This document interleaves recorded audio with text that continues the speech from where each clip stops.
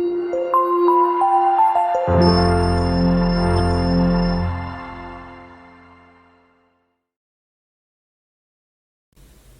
ಪರಿಶುದ್ಧವಾದ ನಾಮಕ್ಕೆ ಸ್ತೋತ್ರ ಉಂಟಾಗಲಿ.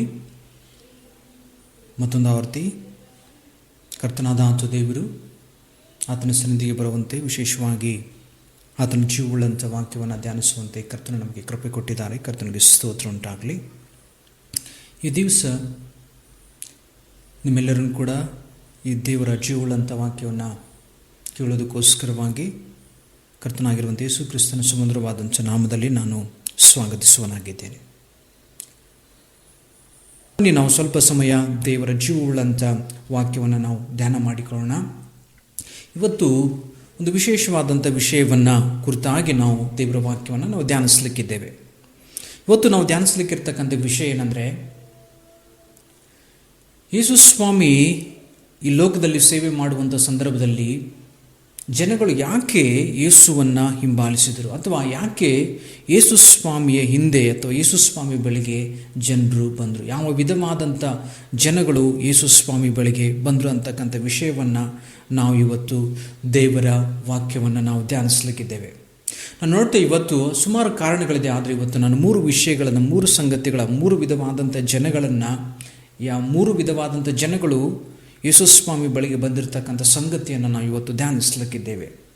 ನಾವು ಮೊದಲನೇ ವಿಧವಾದಂಥ ಸಂಗತಿ, ಮೊದಲನೇ ವಿಧವಾದಂಥ ಪಂಗಡದ ಜನಗಳು, ಮೊದಲನೇ ಪಂಗಡದ ಜನರು ಯಾರೆಂಬುದಾಗಿ ನೋಡುವಾಗ ಮತ್ತಾಯನು ಬರೆದಂಥ ಸುವಾರ್ತೆ 19ನೇ ಅಧ್ಯಾಯ 3ನೇ ವಚನದಲ್ಲಿ ಓದುವಾಗ ಈ ರೀತಿಯಾಗಿ ಬರೆಯಲ್ಪಟ್ಟಿದೆ. ಮತ್ತಾಯನು ಬರೆದಂಥ ಸುವಾರ್ತೆ 19ನೇ ಅಧ್ಯಾಯ 3ನೇ ವಚನ. ಆಗ ಫರಿಸಾಯರು ಆತನ ಹತ್ತಿರಕ್ಕೆ ಬಂದು ಆತನನ್ನು ಪರೀಕ್ಷಿಸಬೇಕೆಂದು ಯೋಚನೆಯಿಂದ, ಒಬ್ಬನು ಯಾವನಾದರೂ ಒಂದು ಕಾರಣದಿಂದ ತನ್ನ ಹೆಂಡತಿಯನ್ನು ಬಿಟ್ಟು ಬಿಡುವುದು ಧರ್ಮವೋ ಹೇಗೆ ಎಂದು ಈ ಮಾತನ್ನು ಯೇಸು ಸ್ವಾಮಿ ಬಳಿಗೆ ಕೇಳೋದಕ್ಕೋಸ್ಕರವಾಗಿ ಬರ್ತಾರೆ. ವಾಕ್ಯದಲ್ಲಿ ನೋಡಿದ ಹಾಗೆ ನೋಡ್ತೇವೆ, ಫರಿಸಾಯರು ಯೇಸು ಸ್ವಾಮಿಯ ಬಳಿಗೆ ಬಂದಿರತಕ್ಕಂಥದ್ದು, ಯೇಸುವಿನ ಬಳಿಗೆ ಬಂದಿರುವಂಥದ್ದು ಏನಂದರೆ ಪರೀಕ್ಷಿಸುವುದಕ್ಕೋಸ್ಕರವಾಗಿ ಮತ್ತು ಯೇಸು ಸ್ವಾಮಿಯಲ್ಲಿ ಕೆಲವು ತಪ್ಪುಗಳನ್ನು ಕಂಡುಹಿಡಿಯೋದಕ್ಕೋಸ್ಕರವಾಗಿ ಮೊದಲನೇ ಗುಂಪು ಏನಂದರೆ ಯೇಸು ಸ್ವಾಮಿ ಬಳಿಗೆ ಬರುವಂಥ ಸಂಗತಿಯನ್ನು ನಾವು ಗಮನಿಸ್ತೇವೆ.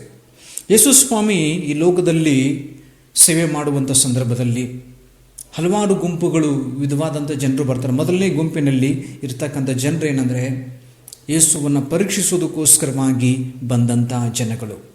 ಸೊ ಅವರ ಉದ್ದೇಶ ಯೇಸುವಿನ ಬೋಧನೆಯನ್ನು ಕೇಳೋದಕ್ಕೋಸ್ಕರವಾಗಿ ಅಲ್ಲ, ಯೇಸುವಿನ ಮಾತನ್ನು ಕೇಳೋದಕ್ಕೋಸ್ಕರವಾಗಿ ಅಲ್ಲ, ಆ ಲೋಕರಕ್ಷಕನಾಗಿರ್ತಕ್ಕಂಥ ಯೇಸು ಸ್ವಾಮಿ ಮಾಡುವಂಥ ಅದ್ಭುತ ಕಾರ್ಯಗಳನ್ನು ಅಥವಾ ಸೂಚಕ ಕಾರ್ಯಗಳನ್ನು ಕಾಣುವುದಕ್ಕೋಸ್ಕರವಾಗಿ ಆಗಲಿ ಅಥವಾ ಅನುಭವಿಸೋದಕ್ಕೋಸ್ಕರವಾಗಿ ಅಲ್ಲ, ಬದಲಾಗಿ ಯೇಸುವನ್ನು ಪರೀಕ್ಷಿಸೋದಕ್ಕೋಸ್ಕರವಾಗಿ, ಯೇಸುವಿನಲ್ಲಿ ತಪ್ಪುಗಳನ್ನು ಕಂಡುಹಿಡಿಯೋದಕ್ಕೋಸ್ಕರವಾಗಿ ಬಂದಿದ್ದರು. ಅದರಲ್ಲಿ ಮೊದಲನೇ ಗುಂಪಿನವರು, ಒಂದು ಗುಂಪು ಏನಂದರೆ ಫರಿಸಾಯರು ಮತ್ತು ಸದ್ದುಕಾಯರು.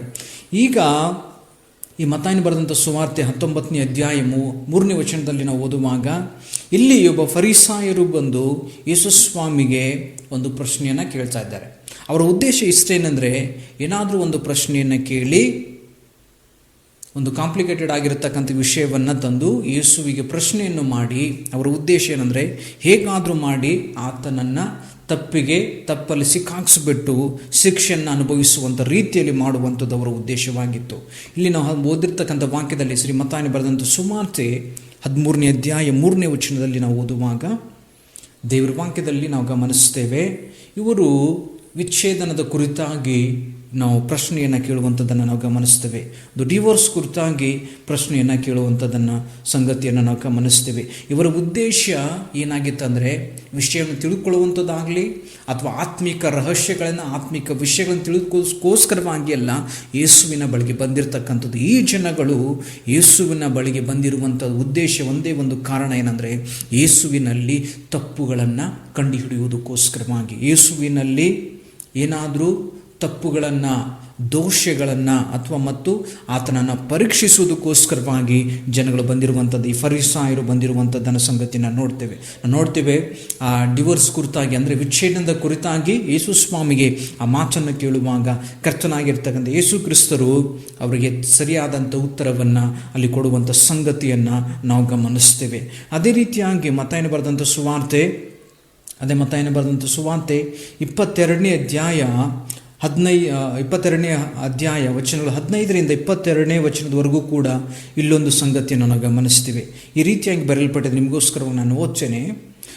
ಆಗ ಫರಿಸಾಯರು ಹೊರಟು ಆತನನ್ನು ಮಾಚಿನಲ್ಲಿ ಹೇಗೆ ಸಿಕ್ಕಿಸುವ ಎಂದು ಕೂಡಿ ಆಲೋಚಿಸಿಕೊಂಡು ಆತನ ಬಳಿಗೆ ತಮ್ಮ ಶಿಷ್ಯರನ್ನು ಹೆರೋದಿಯರ ಕೂಡ ಕಳಿಸಿದರು.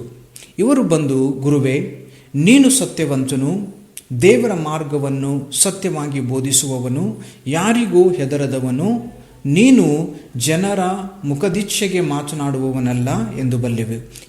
ಹೀಗಿರಲಾಗಿ ಕೈಸರನಿಗೆ ತೆರಿಗೆ ಕೊಡುವುದು ಸರಿಯಲ್ಲವೋ ನಿನಗೆ ಹೇಗೆ ತೋರುತ್ತದೆ? ನಮಗೆ ಹೇಳು ಅಂದರು. ಯೇಸು ಅವರ ಕೆಡುಕನ್ನು ಅರಿತುಕೊಂಡವನಾಗಿ, ಕಪಟಿಗಳೇ, ನನ್ನನ್ನು ಯಾಕೆ ಪರೀಕ್ಷೆ ಮಾಡುತ್ತೀರಿ? ತೆರಿಗೆಗೆ ಕೊಡುವ ನಾಣ್ಯವನ್ನು ನನಗೆ ತೋರಿಸಿರಿ ಅನ್ನಲು ಅವರು ಆತನಿಗೆ ಒಂದು ಹಣವನ್ನು ತಂದುಕೊಟ್ಟರು. ಆತನು, ಈ ತಲೆಯು ಈ ಮುದ್ರೆಯು ಯಾರದು ಎಂದು ಕೇಳಿದ್ದಕ್ಕೆ ಅವರು, ಕೈಸರನದು ಅಂದರು. ಆಗ ಆತನವರಿಗೆ, ಹಾಗಾದರೆ ಕೈಸರನದನ್ನು ಕೈಸರಿಗೆ ಕೊಡಿರಿ, ದೇವರದನ್ನು ದೇವರಿಗೆ ಕೊಡಿರಿ ಎಂದು ಹೇಳಿದನು. ಅವರು ಈ ಮಾತನ್ನು ಕೇಳಿ ಆಶ್ಚರ್ಯಪಟ್ಟು ಆತನನ್ನು ಬಿಟ್ಟು ಹೋದರು ಎಂಬುದಾಗಿ ದೇವರ ವಾಕ್ಯದಲ್ಲಿ ನಾವು ಗಮನಿಸ್ತೇವೆ. ಇಲ್ಲಿ ಕೂಡ ನಾವು ನೋಡ್ತೇವೆ, ಫರಿಸಾಯರ ಒಂದು ಗುಂಪು ಮತ್ತೊಂದು ಆವೃತ್ತಿ ಏನಂದರೆ, ಒಂದು ಗುಂಪನ್ನು ಕಟ್ಟಿಕೊಂಡವರಾಗಿ ಯೇಸುವಿನ ಬಳಿಗೆ ಬರ್ತಾರೆ, ಯೇಸು ಸ್ವಾಮಿ ಬಳಿಗೆ ಬರ್ತಾರೆ. ಇವರ ಉದ್ದೇಶ ಏನಾಗಿತ್ತು ಅಂದರೆ, ಕರ್ತನಾಗಿರುವಂಥ ಯೇಸುವನ್ನು ಮಾತಿನಲ್ಲಿ ಸಿಕ್ಕಾಕ್ಸ್ಬೇಕನ್ನುವಂಥದ್ದು ಅವರು ಮಹಾ ಉದ್ದೇಶವಾಗಿತ್ತು. ದೊಡ್ಡ ಉದ್ದೇಶ ಏನಂದರೆ, ಯೇಸು ಸ್ವಾಮಿಯನ್ನು ಹೇಗಾದರೂ ಮಾಡಿ ಕರ್ತನಾಗಿರುವಂಥ ಯೇಸುವನ್ನು ಮಾತಿನಲ್ಲಿ ಸಿಕ್ಕಾಕ್ಸ್ಬೇಕನ್ನುವಂಥದ್ದೇ ಅವರ ಉದ್ದೇಶವಾಗಿತ್ತು. ಅದಕ್ಕೋಸ್ಕರವಾಗಿ ನಾವು ನೋಡ್ತೇವೆ, ಒಂದು ತೆರಿಗೆಯನ್ನು ಪಾವತಿ ಮಾಡೋದ್ರ ವಿಷಯದ ಕುರಿತಾಗಿ ನಾವೇನೆಂದರೆ, ಅವರು ಈ ಫರಿಸಾಯರು ಒಂದು ಪ್ರಶ್ನೆಯನ್ನು ಎತ್ಕೊಂಡು ಬರ್ತಾರೆ. ಇವರು ಯಹೂದ್ಯರಾಗಿದ್ದರು. ಅಲ್ಲಿ ಆ ಸಮಯದಲ್ಲಿ ಅಂದರೆ ಈ ಯಹೂದ್ಯರನ್ನು ಏನಂದರೆ ರೋಮ್ ಸಾಮ್ರಾಜ್ಯದವರು ಏನಂದರೆ ಇವ್ರನ್ನ ಆಳ್ವಿಕೆ ಮಾಡ್ತಾಯಿದ್ರು. ಅದಕ್ಕೋಸ್ಕರವಾಗಿ ಅದನ್ನು ಕೇಳ್ತಾ ಇದ್ರು. ಅಂದರೆ ಕೈಸರನಿಗೆ ಈ ತೆರಿಗೆಯನ್ನು ಕಟ್ಟತಕ್ಕಂಥದ್ದು, ಸುಂಕವನ್ನು ಕಟ್ಟುವಂಥದ್ದು ಸರಿಯೋ ತಪ್ಪು ಎಂಬುದಾಗಿ, ಒಂದು ವೇಳೆ ಕಟ್ಟಬಾರ್ದು ಎಂಬುದಾಗಿ ಇರುವುದಾದರೆ ಏನು ಮಾಡ್ತಾಯಿದ್ರು ಅಂದರೆ, ಇವರು ಏನಂದರೆ ಕೈಸರನ ಕಡೆಯಿಂದ ಈತರಿಗೆ ಶಿಕ್ಷೆಯನ್ನು ಕೊಡಿಸ್ಬೇಕೆಂಬುದಾಗಿ ದೂಷಣೆಯನ್ನು ಹೊರಿಸಿ ಯೇಸು ಸ್ವಾಮಿಗೆ ಶಿಕ್ಷೆಯನ್ನು ಕೊಡಿಸ್ಬೇಕನ್ನುವಂಥದ್ದು ಇವ್ರದ್ದು ಉದ್ದೇಶವಾಗಿತ್ತು. ಸರಿ, ನಾವು ತೆರಿಗೆಯನ್ನು ಕಟ್ಟಬೇಕೆಂಬುದಾಗಿ ಹೇಳುವಾಗ ಇವರೇನು ಮಾಡ್ತಾರೆ ಅಂದರೆ, ಯಹೂದರ ಕಡೆಯಿಂದ ಗುಂಪನ್ನು ಕಟ್ಟಿಕೊಂಡು ಏನಂದರೆ ಯಹೂದಿಗೆ ವಿರೋಧವಾಗಿರ್ತಕ್ಕಂಥ ಒಬ್ಬ ವ್ಯಕ್ತಿ, ಈತನೆಂದರೆ ದುರ್ಬೋಧನೆಯನ್ನು ಮಾಡುವಂಥ ವ್ಯಕ್ತಿ ಎಂಬುದಾಗಿ ತಪ್ಪನ್ನು ಕಂಡು ಹಿಡಿದು ಯೇಸುವನ್ನು ಶಿಕ್ಷಿಸಬೇಕೆಂಬುದಾಗಿ, ಜನರಿಂದ ತಿರಸ್ಕಾರ ಹೊಂದಿಸಬೇಕೆಂಬುದಾಗಿ ಜನರ ಮನಸ್ಸಲ್ಲಿ ತಿರಸ್ಕಾರ ಭಾವನೆಯನ್ನು ಯೇಸುವಿನ ಕುರಿತಾಗಿ ಹೊಂದಿಸಬೇಕನ್ನುವಂಥದ್ದು ಅವರ ಉದ್ದೇಶವಾಗಿತ್ತು. ಹಾಗಾಗಿ ಇಲ್ಲಿ ನಾವು ನೋಡ್ತೇವೆ, ಈ ಗುಂಪು ಯೇಸುವಿನ ಬಳಿಗೆ ಬಂದವರಾಗಿ ಕರ್ತನಾಗಿರ್ತಕ್ಕಂಥ ಯೇಸು ಸ್ವಾಮಿಯಲ್ಲಿ ಅವರು ಕೇಳ್ತಾ ಇದ್ದಾರೆ ಅಂದರೆ, ಈ ಕೈಸರನಿಗೆ ತೆರಿಗೆಯನ್ನು ಕಟ್ಟತಕ್ಕಂಥದ್ದು ಸರಿಯೋ ತಪ್ಪು ಎಂಬುದಾಗಿ. ಅದಕ್ಕೋಸ್ಕರವಾಗಿ ಯೇಸು ಸ್ವಾಮಿ ಅವರ ಮನಸ್ಸನ್ನು ಅರ್ಥಕೊಂಡಂಥ ಆ ಸೃಷ್ಟಿಕರ್ತನಾದ ಆತ ದೇವರು, ಆ ಸರ್ವಜ್ಞಾನಿಯಾದ ಆತ ದೇವರು ಅವರು ಹೇಳ್ತಾರೆ ಏನಂದರೆ, ಯೇಸು ಸ್ವಾಮಿ ಹೇಳ್ತಾರೆ, ಸರಿ, ಆ ತೆರಿಗೆಯನ್ನು ಕಟ್ಟತಕ್ಕಂಥ ಒಂದು ನಾಣ್ಯವನ್ನು ನನಗೆ ಕೊಡಿ ಎಂಬುದಾಗಿ ಹೇಳುವಾಗ ಅವರು ನಾಣ್ಯ ಕೊಡ್ತಾರೆ. ಅದು ನಾಣ್ಯಕ್ಕೆ ಆಧಾರವಾಗಿ ಯೇಸು ಸ್ವಾಮಿ ಹೇಳ್ತಾರೆ, ಈ ಮುದ್ರೆ ಮತ್ತು ಈ ತಲೆ ಯಾರ್ದು ಎಂಬುದಾಗಿ ಹೇಳುವ ಕೈಸರನಾಗಿರೋದಾದರೆ ಕೈಸರನದು ಕೈಸರಿಗೆ ಕೊಡಿರಿ ಎಂಬುದಾಗಿ. ಕರ್ತನಲ್ಲಿ ಪ್ರಿಯ ದೇವ ಜನರೇ, ನಾವು ಈ ವಿಷಯಗಳನ್ನು ತಿಳ್ಕೊಳ್ಬೇಕಾದಂಥ ಸಂಗತಿ ಏನಂದರೆ, ಯೇಸು ಸ್ವಾಮಿ ಸೇವೆ ಮಾಡುವಂಥ ಸಂದರ್ಭದಲ್ಲಿ ಸುಮಾರು ಜನಗಳು, ವಿಶೇಷವಾಗಿ ಫರಿಸಾಯರು, ಸದ್ದುಕಾಯರು, ಕೆಲವು ಧಾರ್ಮಿಕ ಮುಖಂಡರು ಏನಂದರೆ ಯೇಸುವಿನ ಬಳಿಗೆ ಯೇಸುವನ್ನು ಹಿಂಬಾಲಿಸುವಂಥ ಉದ್ದೇಶ, ಯೇಸುವಿನ ಬಳಿಯಲ್ಲಿ ಬಂದಿರತಕ್ಕಂಥ ಒಂದೇ ಒಂದು ಉದ್ದೇಶ ಏನಂದರೆ, ಆತನನ್ನು ಪರೀಕ್ಷಿಸುವುದಕ್ಕೋಸ್ಕರವಾಗಿ, ಆತನಲ್ಲಿ ತಪ್ಪುಗಳನ್ನು ಕಂಡುಹಿಡಿಯುವುದಕ್ಕೋಸ್ಕರವಾಗಿ, ಹೇಗಾದರೂ ಮಾಡಿ ಆತನಲ್ಲಿ ಮಾತಿನಲ್ಲಿ ಸಿಕ್ಕಾಕಿಸ್ಬಿಟ್ಟು ಏನಂದರೆ ಆತನಿಗೆ ಶಿಕ್ಷೆಯನ್ನು ಕೊಡಬೇಕೆಂಬುದಾಗಿ ಅವರ ಉದ್ದೇಶವಾಗಿತ್ತು. ಈ ದಿನಗಳಲ್ಲಿ ಕೂಡ ಕರ್ತನಲ್ಲಿ ಪ್ರಿಯ ದೇವ ಮಗನೇ ಮಗಳೇ, ಎಷ್ಟೋ ಜನರು ಸಭೆಗಳಿಗೆ ಬರ್ತಾರೆ, ದೇವರ ಸನ್ನಿಧಿಗೆ ಬರ್ತಾರೆ. ಬರುವಂಥದ್ದೇನೆಂದರೆ ಆತ್ಮಿಕ ಆಶೀರ್ವಾದಗಳನ್ನು ಹೊಂದೋದಕ್ಕೋಸ್ಕರವಾಗಿ ಅಲ್ಲ, ನಿತ್ಯತ್ವದ ಆಶೀರ್ವಾದಗಳನ್ನು ಹೊಂದಿಕೊಳ್ಳೋದಕ್ಕೋಸ್ಕರವಾಗಿ ಎಲ್ಲ ಬದಲಾಗಿ ತಪ್ಪುಗಳನ್ನು ದೇವರ ವಾಕ್ಯದ ಕುರಿತಾಗಿ ಬೋಧನೆಗಳ ಕುರಿತಾಗಿ ಆರಾಧನೆಯ ಕುರಿತಾಗಿ ತಪ್ಪುಗಳನ್ನು ಕಂಡುಹಿಡಿಯುವುದಕ್ಕೋಸ್ಕರವಾಗಿ ಸಭೆಗೆ ಬರುವಂಥವರಾಗಿದ್ದಾರೆ. ಕರ್ತನಲ್ಲಿ ಪ್ರಿಯ ದೇವ ಮಗನೇ ಮಗಳೇ, ನಾನು ಹೇಳಕ್ಕೆ ಬಯಸುವಂಥದ್ದು ಇಷ್ಟೇನೆಂದರೆ, ಈ ಫರಿಸಾಯರು ಯೇಸುವಿನ ಬಳಿಗೆ ಬಂದರು. ಅವರೆಂದರೆ ಯೇಸುವಿನಿಂದ ದೂರ ಇರಲಿಲ್ಲ, ಅವರು ಯೇಸುವಿನ ಬಳಿಗೆ ಬರ್ತಾರೆ. ಅವ್ರು ಬಂದಿರತಕ್ಕಂಥ ಉದ್ದೇಶವೇನಾಗಿತ್ತಂದರೆ ಯೇಸುವಿನಲ್ಲಿರ್ತಕ್ಕಂಥ ತಪ್ಪುಗಳನ್ನು ಕಂಡುಹಿಡಿಯುವಂಥದ್ದು ಅವರ ಉದ್ದೇಶವಾಗಿತ್ತು. ಯೇಸುವನ್ನು ಏನಂದರೆ ಸಮಸ್ಯೆಗೆ ಸಿಕ್ಕಾಕ್ಸಬೇಕನ್ನುವಂಥದ್ದು ಅವರ ಉದ್ದೇಶವಾಗಿತ್ತು. ಕರ್ತನಲ್ಲಿ ಪ್ರಿಯ ದೇವ ಮಗನೇ ಮಗಳೇ, ದೇವರ ಮಕ್ಕಳೆನಿಸಿಕೊಳ್ತಕ್ಕಂಥ ನಾವುಗಳು, ಯೇಸುವಿನ ಹಿಂಬಾಲಕರೆನಿಸಿಕೊಳ್ತಕ್ಕಂಥ ನಾವುಗಳು, ಕ್ರಿಸ್ತನ ಅನುಯಾಯಿಗಳಾಗಿರ್ತಕ್ಕಂಥ ನಾವುಗಳು, ಕ್ರಿಸ್ತನ ರಾಯಭಾರಿಗಳಾದಂಥ ನಾವುಗಳು, ದೇವರ ಸೇವಕರು ಅಥವಾ ದೇವರ ಮಕ್ಕಳಾದಂಥ ನಾವುಗಳು ಯಾವ ವಿಷಯಕ್ಕೋಸ್ಕರವಾಗಿ ಕರ್ತನಾಗಿರ್ತಕ್ಕಂಥ ಯೇಸುವಿನ ಬಳಿಗೆ ನಾವು ಬರ್ತಾ ಇದ್ದೇವೆ, ಯೇಸುವಿನ ಸೇವೆಯನ್ನು ನಾವು ಮಾಡ್ತಾ ಇದ್ದೇವೆ, ನಮ್ಮನ್ನೇ ನಾವು ಪರೀಕ್ಷಿಸಿಕೊಳ್ಬೇಕಾಗಿದೆ. ಎರಡನೇ ಸಂಗತಿ, ಮೊದಲನೇ ಪಂಗಡದ ಜನರು ಏನಂದರೆ ಯೇಸುವನ್ನು ಪರೀಕ್ಷಿಸುವುದಕ್ಕೋಸ್ಕರವಾಗಿ ಯೇಸುವಿನ ಬಳಿಗೆ ಬರ್ತಾರೆ. ಎರಡನೇ ವಿಧವಾದಂಥ ಜನಗಳು, ಯೇಸುವಿನ ಬಳಿಗೆ ಬಂದಿರತಕ್ಕಂಥ ಜನಗಳು ಏನಂದರೆ ಭೌತಿಕ ಆಶೀರ್ವಾದಕ್ಕೋಸ್ಕರವಾಗಿ, ಏನಂದರೆ ಭೌತಿಕವಾದಂಥ ಸಂಗತಿಗಳಿಗೋಸ್ಕರವಾಗಿ ಯೇಸುವಿನ ಬಳಿಗೆ ಬರುವಂಥ ಸಂಗತಿಯನ್ನು ನಾವು ಗಮನಿಸ್ತೇವೆ. ಯೋಹಾನನು ಬರೆದಂಥ ಸುವಾರ್ತೆ 6ನೇ ಅಧ್ಯಾಯ 22 ವಚನಗಳು 22ರಿಂದ 26ವರೆಗೂ ನಾವು ಓದಿಕೊಳ್ಳುವ ಆ ವಾಕ್ಯದಲ್ಲಿ ಈ ರೀತಿಯಾಗಿ ಬರೆಯಲ್ಪಟ್ಟಿದೆ. ಮರುದಿವಸ ಸಮುದ್ರದ ಆಚೆ ಕಡೆಯಲ್ಲಿ ನಿಂತುಕೊಂಡಿದ್ದ ಜನರು ಯೇಸುವನ್ನು ಹುಡುಕುತ್ತಿದ್ದರು. ಇಲ್ಲಿ ಒಂದೇ ಹಡಗು ಇದ್ದ ಹೊರತು ಬೇರೆ ದೋಣಿಯೂ ಇರಲಿಲ್ಲವೆಂದು, ಶಿಷ್ಯರು ಮಾತ್ರ ಹೊರಟು ಹೋದದ್ದಲ್ಲದೆ ಯೇಸು ತನ್ನ ಶಿಷ್ಯರ ಸಂಗಡ ಹಡಗನ್ನು ಹತ್ತಲಿಲ್ಲವೆಂದು ಅವರಿಗೆ ತಿಳಿದಿತ್ತು. ಆದರೆ ಅಷ್ಟರೊಳಗೆ ಬೇರೆ ದೋಣಿಗಳು ತಿಬೇರಿಯದಿಂದ ಹೊರಟು ಸ್ವಾಮಿಯು ಸ್ತೋತ್ರ ಮಾಡಿ ಜನರಿಗೆ ರೊಟ್ಟಿ ಊಟ ಮಾಡಿಸಿದ ಸ್ಥಳದ ಸಮೀಪಕ್ಕೆ ಬಂದಿದ್ದವು. ಹೀಗಿರಲಾಗಿ ಯೇಸು ಇಲ್ಲಿ ಇಲ್ಲ, ಆತನ ಶಿಷ್ಯರು ಇಲ್ಲ ಎಂದು ಆ ಜನರು ನೋಡಿ ತಾವೇ ಆ ಸಣ್ಣ ದೋಣಿಗಳನ್ನು ಹತ್ತಿ ಯೇಸುವನ್ನು ಹುಡುಕುತ್ತಾ ಕೆಫೆರ್ನೌಮಿಗೆ ಬಂದರು.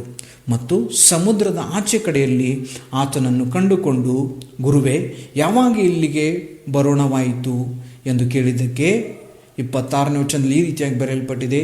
ಯೇಸು ಅವರಿಗೆ, ನಿಮಗೆ ನಿಜ ನಿಜವಾಗಿ ಹೇಳುತ್ತೇನೆ, ನೀವು ನನ್ನನ್ನು ಹುಡುಕುವುದು ಸೂಚಕ ಕಾರ್ಯಗಳನ್ನು ನೋಡಿದ್ದರಿಂದ ಅಲ್ಲ, ಆ ರೊಟ್ಟಿ ತಿಂದು ಹೊಟ್ಟೆ ತುಂಬಿಸಿಕೊಂಡಿದ್ದರಿಂದಲೇ ಎಂಬುದಾಗಿ ನೋಡ್ತೇವೆ. ಎರಡನೇ ಪಂಗಡದ ಜನಗಳು, ಎರಡನೇ ವಿಧವಾದಂಥ ಜನಗಳು, ನಾನು ಹೇಳಿದಾಗಲೇ ಅಂದರೆ 3 ಪಂಗಡದ ಜನಗಳು, 3 ವಿಧವಾದಂಥ ಜನಗಳು ಯೇಸು ಸ್ವಾಮಿಗೆ ಬರ್ತಾರೆ. ಮೊದಲನೇ ಗುಂಪಿನವರು ಯೇಸುವನ್ನು ಪರೀಕ್ಷಿಸುವುದಕ್ಕೋಸ್ಕರವಾಗಿ ಯೇಸುವಿನ ಬಳಿಗೆ ಬರ್ತಾರೆ. ಎರಡನೇ ಗುಂಪಿನ ಜನಗಳು ಏನಂದರೆ ಭೌತಿಕವಾದಂಥ ಆಶೀರ್ವಾದಗಳಿಗೋಸ್ಕರವಾಗಿ, ನಶಿಸಿ ಹೋಗ್ತಕ್ಕಂಥ ಸಂಗತಿಗಳಿಗೋಸ್ಕರವಾಗಿ ಯೇಸು ಸ್ವಾಮಿಯ ಬಳಿಗೆ ಬರುವಂಥ ಸಂಗತಿಯನ್ನು ನಾವು ನೋಡ್ತೇವೆ. ಈ ವಾಕ್ಯದಲ್ಲಿ ನೋಡುವಾಗ ಕರ್ತನಾಗಿರ್ತಕ್ಕಂಥ ಯೇಸು ಸ್ವಾಮಿ ಈ ಲೋಕದಲ್ಲಿ ಸೇವೆ ಮಾಡುವಂಥ ಸಂದರ್ಭದಲ್ಲಿ ತುಂಬ ವಿಧವಾದಂಥ ಜನಗಳು ಯೇಸು ಸ್ವಾಮಿಯನ್ನು ಹಿಂಬಾಲಿಸಿದರು. ಸುಮಾರು ಜನಗಳು ಯೇಸು ಸ್ವಾಮಿಯ ಬಳಿಗೆ ಬಂದಿರತಕ್ಕಂಥದ್ದು ಆತ್ಮಿಕ ಆಶೀರ್ವಾದಕ್ಕೋಸ್ಕರವಾಗಿ, ಕೆಲವು ಜನಗಳು ಬಂದರು ಅಂದರೆ ನಿತ್ಯತ್ವದ ಆಶೀರ್ವಾದಕ್ಕೋಸ್ಕರವಾಗಿ, ನಿತ್ಯ ಜೀವದ ಆಶೀರ್ವಾದಕ್ಕೋಸ್ಕರವಾಗಿ ಬಂದರು. ಕೆಲವು ಜನಗಳು ಭೌತಿಕವಾದಂಥ ಆಶೀರ್ವಾದಗಳಿಗೋಸ್ಕರವಾಗಿ ಕೂಡ, ಎಂದರೆ ನಶಿಸಿ ಹೋಗ್ತಕ್ಕಂಥ ಆಶೀರ್ವಾದಗಳಿಗೋಸ್ಕರವಾಗಿ ಕೂಡ ಜನಗಳು ಕರ್ತನ ಸನ್ನಿಧಿಗೆ ಯೇಸು ಸ್ವಾಮಿಯ ಬಳಿಗೆ ಬಂದಿರತಕ್ಕಂಥ ಸಂಗತಿಯನ್ನು ನಾವು ನೋಡ್ತೇವೆ. ಈ ದಿನಗಳಲ್ಲಿ ಕೂಡ ಕರ್ತನಾಗಿರುವಂಥ ಯೇಸು ಸ್ವಾಮಿಯ ಬಳಿಗೆ ಬರುವಂಥದ್ದೇನೆಂದರೆ, ಎರಡನೇ ವಿಧವಾದಂಥ ಪಂಗಡದ ಜನಗಳೆಂದರೆ ನಶಿಸಿ ಹೋಗ್ತಕ್ಕಂಥ ವಿಷಯಗಳಿಗೋಸ್ಕರವಾಗಿ, ಆಶೀರ್ವಾದಗಳಿಗೋಸ್ಕರವಾಗಿ ಜನಗಳು ಯೇಸು ಸ್ವಾಮಿಯ ಬಳಿಗೆ ಬರುವಂಥ ಸಂಗತಿಯನ್ನು ನೋಡ್ತೇವೆ. ನಾನು ಹೇಳಿದಾಗಲೇ ಈ ನಶಿಸಿ ಹೋಗ್ತಕ್ಕಂಥ ಆಶೀರ್ವಾದಗಳ ಕುರಿತಾಗಿ ಅಲ್ಲಿ 2 ವಿಧವಾದಂಥ ಆಶೀರ್ವಾದಗಳನ್ನು ಸತ್ಯವೇದದಲ್ಲಿ ನಾವು ನೋಡ್ತೇವೆ. ಮೊದಲನೇ ವಿಧವಾದಂಥ ಆಶೀರ್ವಾದ ಏನಂದರೆ ನಶಿಸಿ ಹೋಗ್ತಕ್ಕಂಥ ಆಶೀರ್ವಾದ, ಮತ್ತು ಎರಡನೇದಾಗಿರುವಂಥದ್ದೇನೆಂದರೆ ನಿತ್ಯವಾಗಿರುವಂಥ ಆಶೀರ್ವಾದಗಳು. ಏನಂದರೆ ನಶಿಸಿ ಹೋಗ್ತಕ್ಕಂಥ ಆಶೀರ್ವಾದಗಳು ಮತ್ತು ನಶಿಸದೇ ಇರತಕ್ಕಂಥ ನಿತ್ಯವಾಗಿರುವಂಥ ಆಶೀರ್ವಾದಗಳ ಕುರಿತಾಗಿ ನಾವು ಈ ದೇವರ ವಾಕ್ಯದಲ್ಲಿ ನಾವು ಗಮನಿಸ್ತೇವೆ. ಈ ದಿನಗಳಲ್ಲಿ ಕೂಡ ಸುಮಾರು ಜನರು ಏನಂದರೆ ಯೇಸುವಿನ ಬಳಿಗೆ ಬರ್ತಾರೆ, ಸಭೆಗಳಿಗೆ ಬರ್ತಾರೆ. ತುಂಬ ಸಭೆಗಳು, ದೇವ ಜನರು ಇವನೇನೆಂದರೆ ಕರ್ತನ ಸೇವೆಯನ್ನು ಮಾಡುವಂಥ, ಸೃಷ್ಟಿಕರ್ತನಾಗಿರ್ತಕ್ಕಂಥ ದೇವರ ಸೇವೆಯನ್ನು ಮಾಡ್ತಕ್ಕಂಥ ಸೇವಕರು ಎನಿಸಿಕೊಳ್ಳುವಂಥವ್ರು ಕೂಡ ಏನಂದರೆ ನಶಿಸಿ ಹೋಗ್ತಕ್ಕಂಥ ವಿಷಯಗಳ ಹಿಂದೆ, ನಶಿಸಿ ಹೋಗ್ತಕ್ಕಂಥ ಆಶೀರ್ವಾದಗಳ ಹಿಂದೆ ಹೋಗುವಂಥ ಸಂಗತಿಯನ್ನು, ಯೇಸುವಿನ ಬಳಿಗೆ ಬರುವಂಥದ್ದನ್ನು, ಯೇಸುವನ ಸೇವೆ ಮಾಡುವಂಥ ಸಂಗತಿಯನ್ನು ನಾವು ಗಮನಿಸ್ತೇವೆ. ಕರ್ತನಲ್ಲಿ ಪ್ರಿಯ ದೇವ ಮಗನೇ ಮಗಳೇ, ನಾವು ಗಮನಿಸಬೇಕಾದಂಥ ಸಂಗತಿ ಏನಂದರೆ, ನಾವು ನಶಿಸಿ ಹೋಗ್ತಕ್ಕಂಥ ಸಂಗತಿಗಳು ಯಾವಾಗಲೇನೆಂದರೆ ನಮ್ಮನ್ನು ಪರಲೋಕಕ್ಕೆ ನಡೆಸುವಂಥದ್ದಲ್ಲ. ನಶಿಸಿ ಹೋಗ್ತಕ್ಕಂಥ ಸಂಗತಿಗಳು ಎಂದಿಗೂ ಕೂಡ ನಮ್ಮನ್ನು ಪರಲೋಕಕ್ಕೆ ಕರೆದುಕೊಂಡು ಹೋಗುವಂಥದ್ದಲ್ಲ, ಪರಲೋಕಕ್ಕೆ ಅಥವಾ ನಿತ್ಯ ಜೀವಕ್ಕೆ ನಮ್ಮನ್ನು ಕರೆದುಕೊಂಡು ಹೋಗುವಂಥದ್ದಲ್ಲ. ಅದಕ್ಕಾಗಿ ಯೇಸುಸ್ವಾಮಿ ಆ ವಾಕ್ಯದಲ್ಲಿ ನಾವು ಗಮನಿಸ್ತೇವೆ, ದೇವರ ವಾಕ್ಯದಲ್ಲಿ ನಾವು ಗಮನಿಸ್ತೇವೆ. ಯೇಸುಸ್ವಾಮಿ ಹೇಳ್ತಾರೆ, ನೀವು ನನ್ನ ಬಳಿಗೆ ಬಂದಿರತಕ್ಕಂಥದ್ದು ಅಥವಾ ನನ್ನನ್ನು ಹುಡುಕ್ತಾ ಇರುವಂಥ ಮುಖ್ಯವಾದಂಥ ಉದ್ದೇಶ ಏನಂದರೆ, ನೀವು ಸೂಚಕ ಕಾರ್ಯಗಳನ್ನ ನೋಡಿ ನನ್ನನ್ನು ಹುಡುಕ್ತಾ ಇಲ್ಲ, ನನ್ನ ಬಳಿಗೆ ಬರ್ತಾ ಇಲ್ಲ. ಬದಲಾಗಿ ನೀವು ರೊಟ್ಟಿಯನ್ನು ತಿಂದಿದ್ದೀರಲ್ವೋ, ಹೊಟ್ಟೆ ತುಂಬ ಊಟ ಮಾಡಿದಿರಲ್ವೋ, 5,000 ಜನಗಳಿಗೆ ಕರ್ತನಾಗಿರುವಂಥ ಯೇಸುಸ್ವಾಮಿ, ಅದೇ 6ನೇ ಅಧ್ಯಾಯದ 1ನೇ ವಚನದಿಂದ ಓದುವಾಗ ನಮಗೆ ಗೊತ್ತಾಗ್ತದೆ. ಯೇಸುಸ್ವಾಮಿ ಏನು ಮಾಡ್ತಾರೆ ಅಂದರೆ, ಅಲ್ಲಿ ಈ ಜನಗಳಿಗೆ ಯೇಸುಸ್ವಾಮಿ ವಾಕ್ಯವನ್ನು ಕೇಳೋದಕ್ಕೆ ಬಂದಾಗ ಅವರ ಹೊಟ್ಟೆ ಹಸಿದಿದೆ ಅಂತ ತಿಳ್ಕೊಂಡು ಯೇಸುಸ್ವಾಮಿ ಏನು ಮಾಡ್ತಾರೆ ಅಂದರೆ, ಅವರಿಗೆ 5 ರೊಟ್ಟಿ 2 ಮೀನುಗಳಿಂದ ಏನಂದರೆ 5,000ಗಿಂತಲೂ ಹೆಚ್ಚು ಜನರನ್ನು ಕರ್ತನಾಗಿರುವಂಥ ಯೇಸುಸ್ವಾಮಿ ಉಣಬಡಿಸ್ತಕ್ಕಂಥ ಸಂಗತಿಯನ್ನು ನಾವು ಗಮನಿಸ್ತೇವೆ. ಅದಕ್ಕಾಗಿ ಕರ್ತನಲ್ಲಿ ಪ್ರಿಯ ದೇವ ಮಗನೇ ಮಗಳೇ, 27 ವಚನಕ್ಕೆ ಬರುವಾಗ ಯೇಸುಸ್ವಾಮಿ ಹೇಳ್ತಾರೆ, ಅವರ ಮನಸ್ಸನ್ನು, ಅವರ ಉದ್ದೇಶವನ್ನು, ಜನರ ಉದ್ದೇಶವನ್ನು ಅರ್ಥ ಮಾಡಿಕೊಂಡಂಥ ದೇವರು ಈ ರೀತಿಯಾಗಿ ಹೇಳ್ತಾರೆ, ದುಡಿಯಿರಿ, ಕೆಟ್ಟು ಹೋಗುವ ಆಹಾರಕ್ಕಾಗಿ ದುಡಿಯಬೇಡಿರಿ, ನಿತ್ಯ ಜೀವಕ್ಕೆ ಉಳಿಯುವ ಆಹಾರಕ್ಕಾಗಿ ದುಡಿಯಿರಿ. ಇಂಥ ಆಹಾರವನ್ನು ಮನುಷ್ಯಕುಮಾರನು ನಿಮಗೆ ಕೊಡುವನು, ಇದಕ್ಕಾಗಿ ತಂದೆಯಾದ ದೇವರು ಆತನನ್ನು ನೇಮಿಸಿ ಮುದ್ರೆ ಹಾಕಿದ್ದಾನೆ ಎಂಬುದಾಗಿ ದೇವರ ವಾಕ್ಯದಲ್ಲಿ ಯೇಸುಸ್ವಾಮಿ ಹೇಳುವಂಥ ಸಂಗತಿಯನ್ನು ನಾವು ಗಮನಿಸ್ತೇವೆ. ಇಲ್ಲಿ ಯೇಸುಸ್ವಾಮಿ ಯೇಸು ಕ್ರಿಸ್ತರು ಹೇಳ್ತಕ್ಕಂಥ ಮಾತು ಏನಂದರೆ, ನೀವು ದುಡಿಬೇಕಾಗಿರ್ತಕ್ಕಂಥದ್ದು ಅಥವಾ ಹುಡುಕಬೇಕಾಗಿರ್ತಕ್ಕಂಥದ್ದು ಯಾತಕ್ಕೋಸ್ಕರವಾಗಿ ಅಂದರೆ, ನಶಿಸಿ ಹೋಗ್ತಕ್ಕಂಥ ಅಥವಾ ಕೆಟ್ಟು ಹೋಗುವಂಥ ಆಹಾರಕ್ಕೋಸ್ಕರವಾಗಿ ಅಲ್ಲ, ಕೆಟ್ಟು ಹೋಗುವಂಥ ಸಂಗತಿಗಳಿಗೋಸ್ಕರವಲ್ಲ, ನಶಿಸಿ ಹೋಗ್ತಕ್ಕಂಥ ಆಶೀರ್ವಾದಗಳಿಗೋಸ್ಕರವಾಗಿ ಅಲ್ಲ, ಬದಲಾಗಿ ನಿತ್ಯ ಜೀವಕ್ಕೆ ಉಳಿತಕ್ಕಂಥ ಆಹಾರಕ್ಕೋಸ್ಕರವಾಗಿ ನೀವು ಹುಡುಕಬೇಕೆಂಬುದಾಗಿ ಕರ್ತನಾಗಿರುವಂಥ ಯೇಸುಸ್ವಾಮಿ ಹೇಳುವಂಥ ಸಂಗತಿಯನ್ನು ನೋಡ್ತೇವೆ. ಅದಕ್ಕಾಗಿ ನಾವು ಪತ್ರಿಕೆಗಳಿಗೆ ಬರುವಾಗ ಅಪೊಸ್ತಲನಾಗಿರ್ತಕ್ಕಂಥ ಪೌಲನು ಫಿಲಿಪಿಯವರಿಗೆ ಬರೆದಂಥ ಪತ್ರಿಕೆ ನಾವು 3ನೇ ಅಧ್ಯಾಯ ವಚನಗಳು 17ರಿಂದ 19ನೇ ವಚನದ 19ರವರೆಗೂ ಓದುವಾಗ ನಮಗೆ ಸ್ಪಷ್ಟವಾಗಿ ಗೊತ್ತಾಗ್ತದೆ. ಈ ರೀತಿಯಾಗಿ ಬರೆಯಲ್ಪಟ್ಟಿದೆ, ಸಹೋದರರೇ, ನೀವೆಲ್ಲರೂ ನನ್ನನ್ನು ಅನುಸರಿಸುವವರಾಗಿರಿ ಮತ್ತು ನಾವು ನಿಮಗೆ ತೋರಿಸಿದ ಮಾದರಿಯ ಪ್ರಕಾರ ನಡೆದುಕೊಳ್ಳುವವರನ್ನು ಲಕ್ಷ್ಯಕ್ಕೆ ತಂದುಕೊಳ್ಳಿರಿ. ಯಾಕಂದರೆ ಅನೇಕರು ಕ್ರಿಸ್ತನ ಶಿಲುಬೆಗೆ ವಿರೋಧಿಗಳಾಗಿ ನಡೆಯುತ್ತಾರೆ.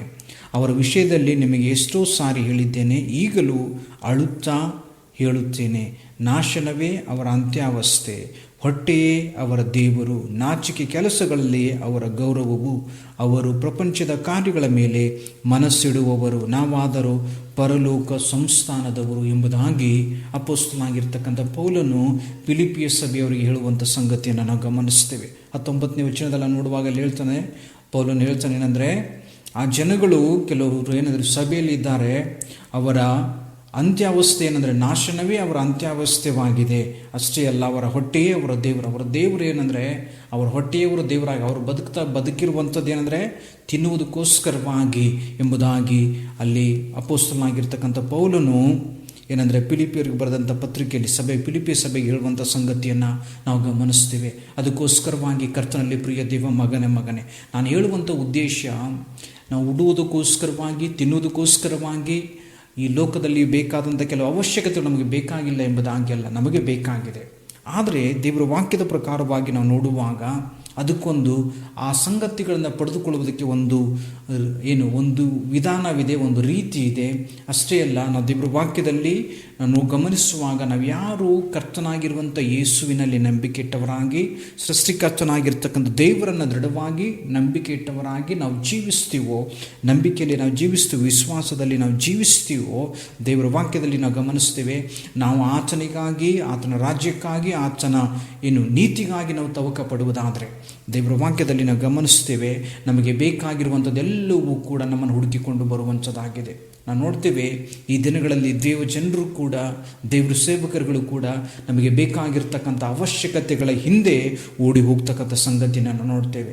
ಅವಶ್ಯಕತೆಗಳಿಗಾಗಿ, ಲೋಕದ ಆಶೀರ್ವಾದಗಳಿಗೋಸ್ಕರವಾಗಿ ಪ್ರಸಂಗ ಮಾಡುವಂಥದ್ದನ್ನು, ಈ ಲೋಕದ ನಶಿಸಿ ಹೋಗ್ತಕ್ಕಂಥ ಆಶೀರ್ವಾದಗಳಿಗೋಸ್ಕರವಾಗಿ ಮಾತ್ರ ಜನರು ಪ್ರಾರ್ಥಿಸುವಂಥದ್ದು, ದೇವರ ಬಳಿಗೆ ಬರುವಂಥದ್ದು, ದೇವರ ಸೇವಕರು ದೇವರ ಸೇವೆಯನ್ನು ಮಾಡುವಂಥದ್ದನ್ನು ನಾವು ಗಮನಿಸ್ತೀವಿ. ಅದಕ್ಕಾಗಿ ಮತ್ತಾಯನು ಬರೆದಂಥ ಸುವಾರ್ತೆ 6ನೇ ಅಧ್ಯಾಯ 33ನೇ ವಚನದಲ್ಲಿ ಯೇಸು ಸ್ವಾಮಿ ಈ ರೀತಿಯಾಗಿ ಹೇಳ್ತಾರೆ, ಹೀಗಿರುವುದರಿಂದ ನೀವು ಮೊದಲು ದೇವರ ರಾಜ್ಯಕ್ಕಾಗಿಯೂ ನೀತಿಗಾಗಿಯೂ ತವಕ ಪಡಿರಿ, ಇವುಗಳ ಕೂಡ ಅವೆಲ್ಲವೂ ನಿಮಗೆ ದೊರಕುವವು ಎಂಬುದಾಗಿ. ದೇವರ ವಾಕ್ಯದಲ್ಲಿ ಹೇಳುವಂಥ ಸಂಗತಿ ಏನಂದರೆ, ನಮಗೆ ಬೇಕಾದಂಥ ವಿಷಯಗಳಿಗೋಸ್ಕರವಾಗಿ ನಾವು ಆ ಸಂಗತಿಗಳ ಹಿಂದೆ ಓಡಿ ಹೋಗುವಂಥದ್ದಲ್ಲ, ಬದಲಾಗಿ ನಾವು ಕರ್ತನಾಗಿರ್ತಕ್ಕಂಥ ದೇವರಲ್ಲಿ ನಾವು ನಂಬಿಕೆ ಇಡುವುದಾದರೆ, ಆತನಲ್ಲಿ ವಿಶ್ವಾಸ ಇಡುವುದಾದರೆ, ಆತನಲ್ಲಿ ನಂಬಿಕೆ ಇಟ್ಟವರಾಗಿ ದೇವರ ರಾಜ್ಯಕ್ಕಾಗಿಯೂ ಆತನ ನೀತಿಗಾಗಿ ನಾವು ತವಕ ಪಡುವುದಾದರೆ, ಬಾಯಾರಿದವರಾಗಿ ನಾವು ದಹಗೊಂಡವರಾಗಿ ಆತನನ್ನು ಹುಡುಕುವುದಾದರೆ, ದೇವರ ವಾಕ್ಯದಲ್ಲಿ ಬರೆಯಲ್ಪಟ್ಟಿದೆ, ನಮಗೇನು ಬೇಕೋ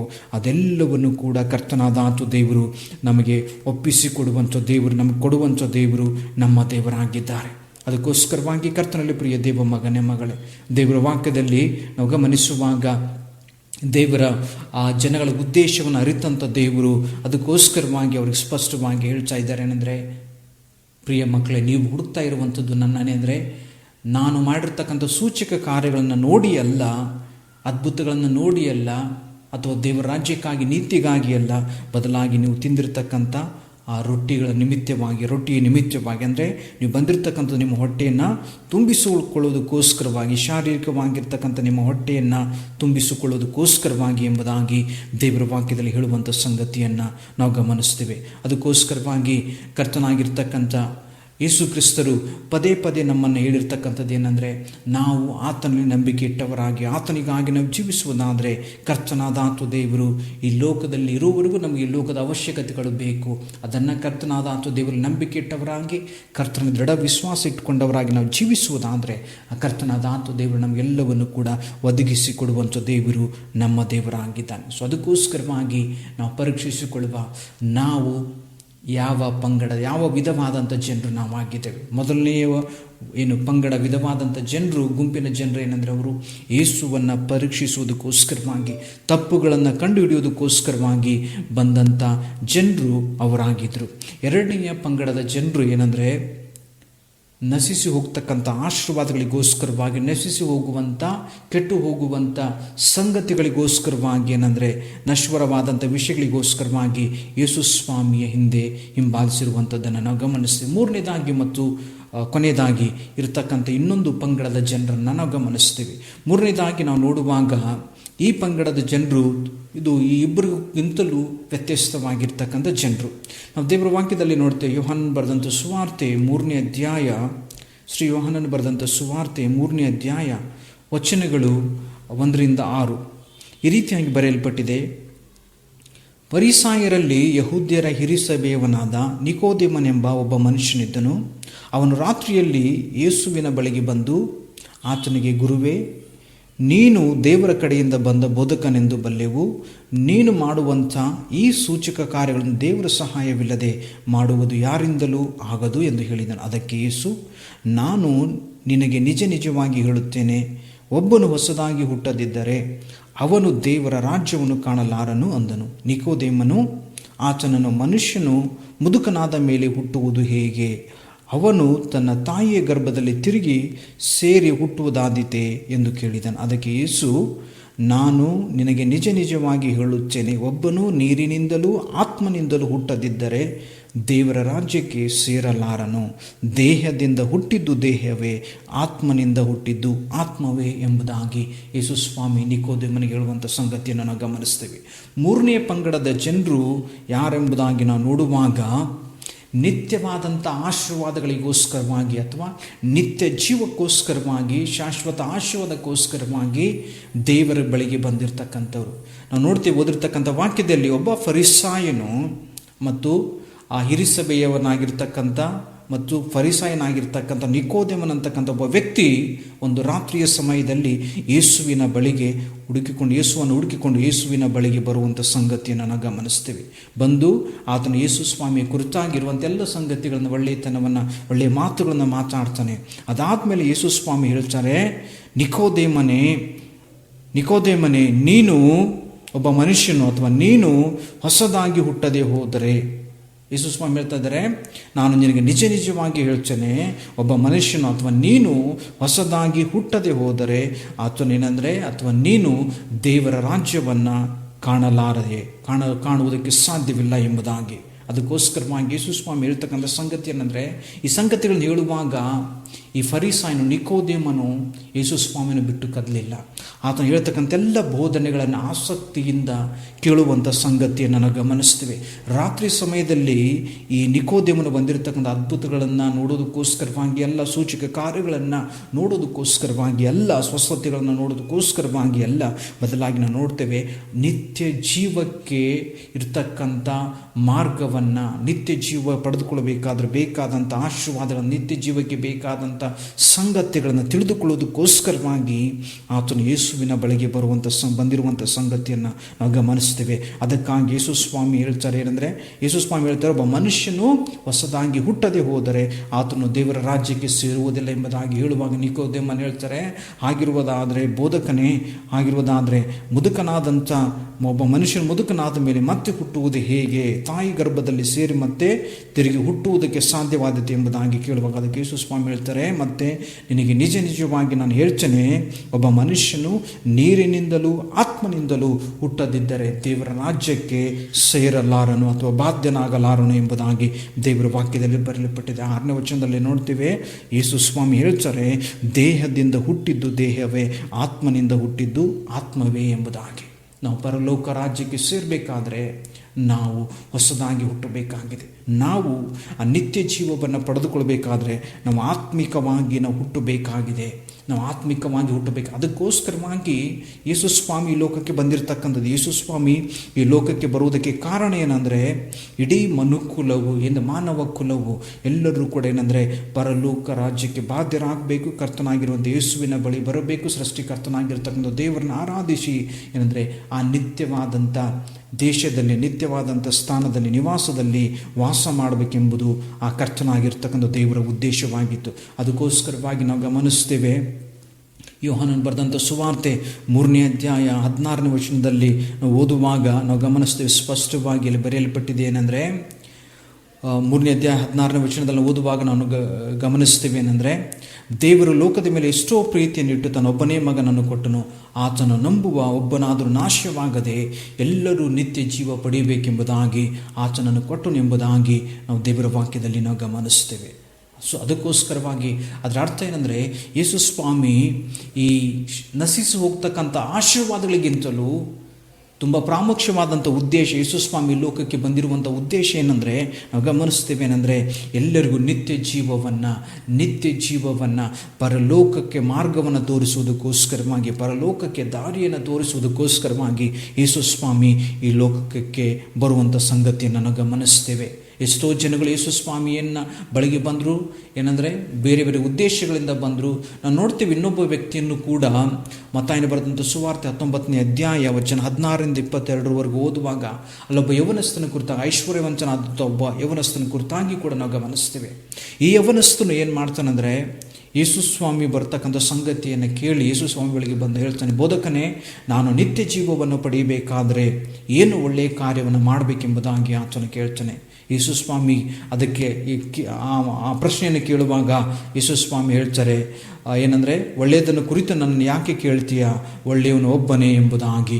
ಅದಾದಮೇಲೆ ಮುಂದೆ ಹೋಗುವಾಗ ನಾವು ಗಮನಿಸ್ತೀವಿ ಏನಂದರೆ, ಯೇಸು ಸ್ವಾಮಿ ಹೇಳ್ತಾರೆ, ಆದರೆ ಆ ಜೀವದಲ್ಲಿ ಸೇರಬೇಕೆಂದಿದ್ದರೆ ದೇವರ ಆಜ್ಞೆಗಳಿಗೆ ಸರಿಯಾಗಿ ನಡೆದುಕೋ ಎಂದು ಹೇಳಿದ್ದಕ್ಕೆ ಅವನು ಹೇಳ್ತಾನೆ ಏನಂದರೆ, ಅವು ಯಾವುವು ಎಂಬುದಾಗಿ ಕೇಳಿದ ಯೇಸು ಸ್ವಾಮಿ ಹೇಳ್ತಾರೆ ಏನಂದರೆ, ನರಹತ್ಯೆ ಮಾಡಬಾರದು, ವ್ಯಭಿಚಾರ ಮಾಡಬಾರದು, ಕದಿಯಬಾರದು, ಸುಳ್ಳು ಸಾಕ್ಷಿಗಳನ್ನು ಹೇಳಬಾರದು, ನಿನ್ನ ತಂದೆ ತಾಯಿಗಳನ್ನು ಸನ್ಮಾನಿಸಬೇಕು ಮತ್ತು ನಿನ್ನ ಹಾಗೆಯೇ ನಿನ್ನ ನೆರೆಯವರನ್ನು ಪ್ರೀತಿ ಮಾಡಬೇಕು ಎಂಬುವುಗಳೇ ಎಂಬುದಾಗಿ ಯೇಸು ಸ್ವಾಮಿ ಹೇಳ್ತಕ್ಕಂಥ ಸಂಗತಿ ಗಮನಿಸ್ತೇವೆ. ಆತ ಯೌವನಸ್ಥನು ಹೇಳ್ತಾನೆ, ಎಲ್ಲ ಕಾರ್ಯಗಳನ್ನು ನಾನು ಮಾಡಿದ್ದೇನೆ ಎಂಬುದಾಗಿ.